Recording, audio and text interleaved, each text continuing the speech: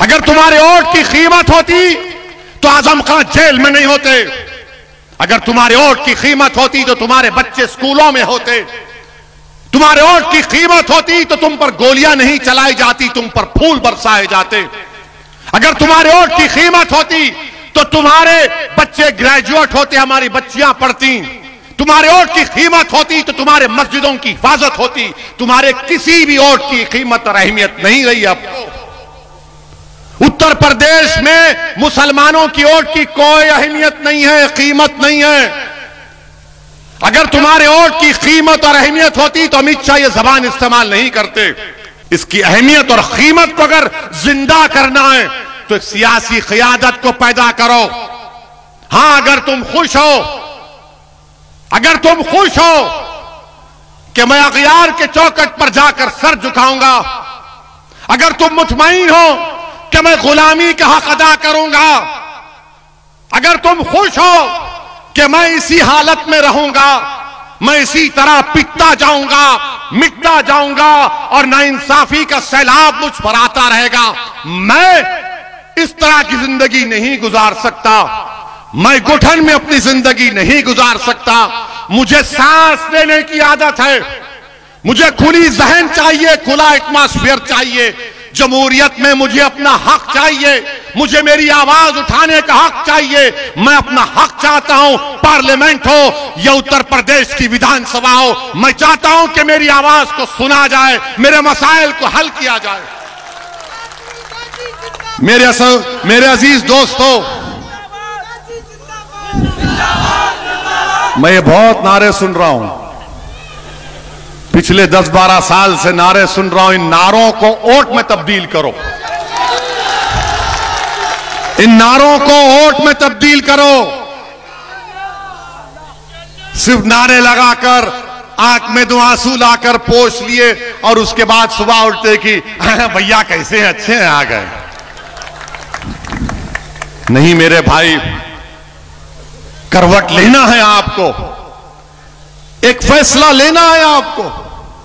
और अलीगढ़ में आप देख रहे हैं सीवरेज लाइन का इंतजाम नहीं, पीने के पानी का साफ इंतजाम नहीं, ट्रैफिक जैम लगा रहता है। मगर अमित शाह को वो जैम की फिक्र है, अलीगढ़ के ट्रैफिक जैम की फिक्र नहीं है। अलीगढ़ के ट्रैफिक जैम की फिक्र नहीं है। अब बोले फिगर जैम है अलीगढ़ में, आ रहने दे वो जैम, हम वो जैम करेंगे, हम वो जैम पे बोलेंगे। मेरे अजीज दोस्तों और बुजुर्गों, ये जो अपने मजलिस को गाली देते हैं, मजलिस पर इल्जाम लगाते हैं कि मजलिस वोट डिवाइड करती है। सुना होगा ना आपने कि इलेक्शन लड़ेंगे वोट डिवाइड करते।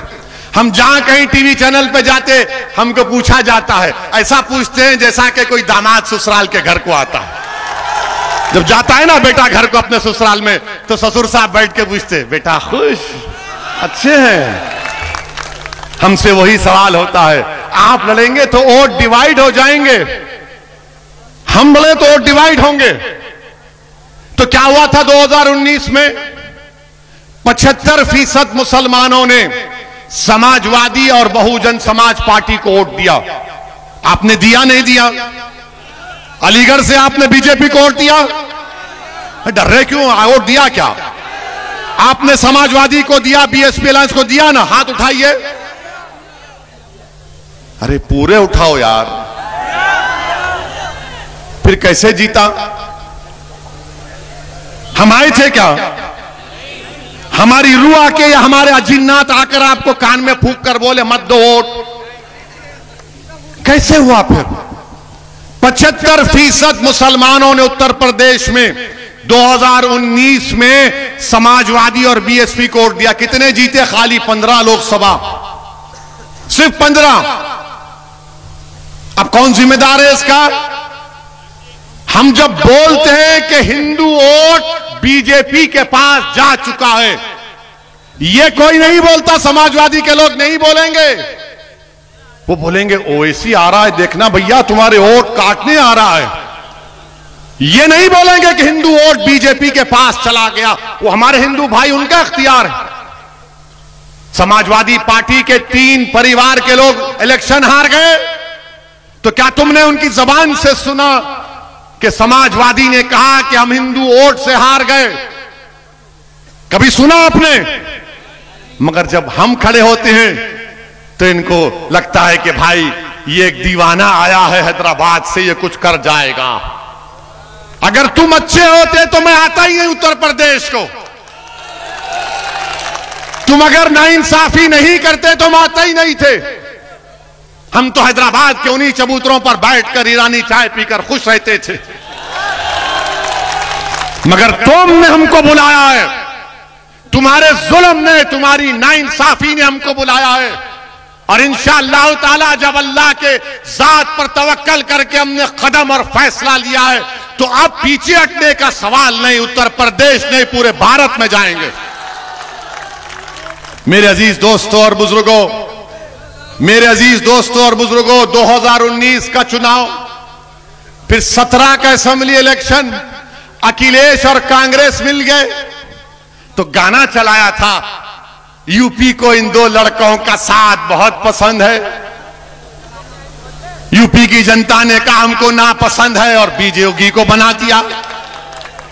फिर 14 के चुनाव हुए, 14 का पार्लियामेंट का इलेक्शन हुआ। समाजवादी पार्टी के 5 यादव परिवार के लोग कामयाब हुए। बाप, बेटे, पत्नी, दोनों भाई। हम नहीं थे। अब आप बताइए आपकी वोट की अहमियत क्या है?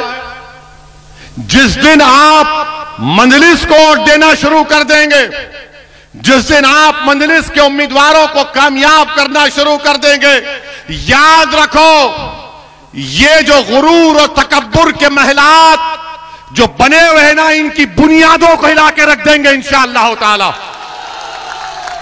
ये जो जुल्म पर अपनी शख्सियत को बनाकर हमारे सामने खड़े हैं, जिन्होंने हमारे ख्वाबों को और उम्मीदों को चूकना-चूर करके हमारे नौजवानों की जवानी को बर्बाद करके अपने सियासी महलों को तामीर किया है।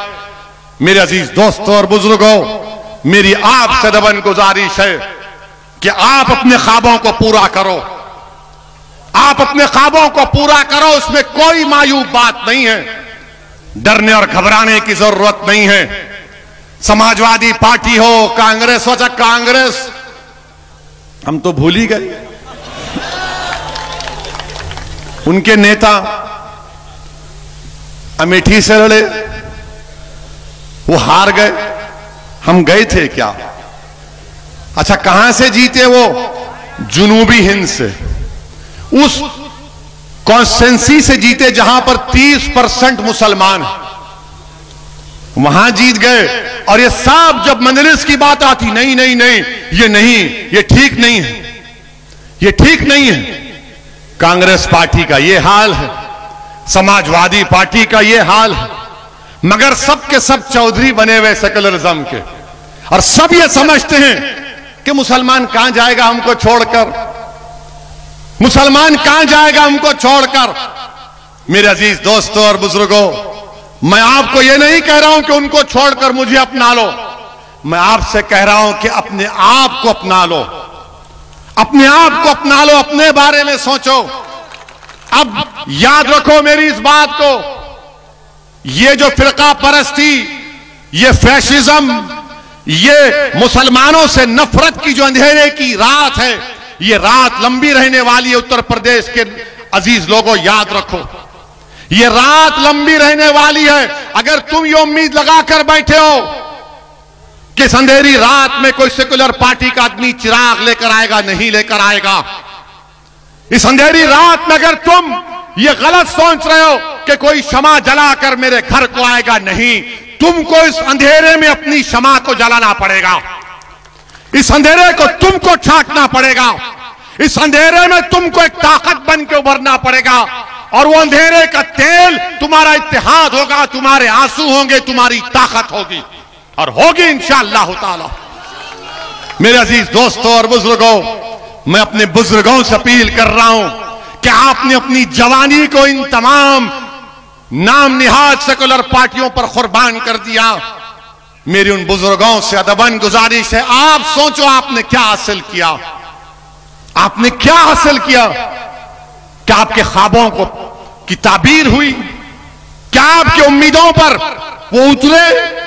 हम सिर्फ वोट डालने वाले नहीं, हम एटीएम की मशीन नहीं है मुसलमान कि इलेक्शन आ गया और एटीएम में जाओ और डालते रहो वोट। नहीं, वोट डालो मगर अपने आप को डालो, अपनी ताकत को दिखाओ।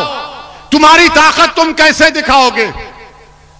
आज यूएपीए का कानून बन गया, कांग्रेस और समाजवादी ने साथ दिया।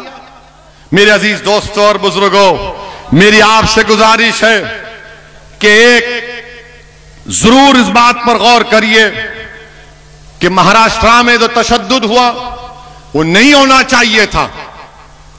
मैं तशद्दुद के खिलाफ हूं और रहूंगा। अब यहां पर भी बाज लोग वो साजिश कर रहे हैं, जज्बात में मत आइए, होश से काम करिए। अगर कोई हमारे जज्बात को ठेस पहुंचाता है तो पुलिस में जाकर कंप्लेन दीजिए। अगर थाने में एफआईआर नहीं दिया जाता तो कंप्लेन का एक्नॉलेजमेंट लीजिए। अगर एक्नॉलेजमेंट भी नहीं दिया जाता तो उस थानेदार को ईमेल करके उसको रिकॉर्ड में महफूज रखिए, मगर कानून को अपने हाथ में मत लीजिए। तशद्दुद होने मत दीजिए। अपने आप को बचाओ। हम अपने बच्चों को बचाएंगे, उनको लीडर बनाएंगे, उनको कायद बनाएंगे। और हमारी कोशिश और ख्वाहिश यही है कि उत्तर प्रदेश में आपकी एक सियासी ताकत बने। मैं यही गुजारिश करने आपसे आया हूं और मैं आपसे वादा करके जा रहा हूं, मैं आपसे वादा करके जा रहा हूं कि इंशाअल्लाह ताला मेरी ये दीवानगी, मेरे ये अल्फाज, मेरी ये जबान जब तक अल्लाह जिंदा रखेगा मैं आता रहूंगा और उत्तर प्रदेश में आपकी क़ियादत अल्लाह के फजल से हम बनाएंगे। अस्सलाम वालेकुम व रहमतुल्लाहि व बरकातहू।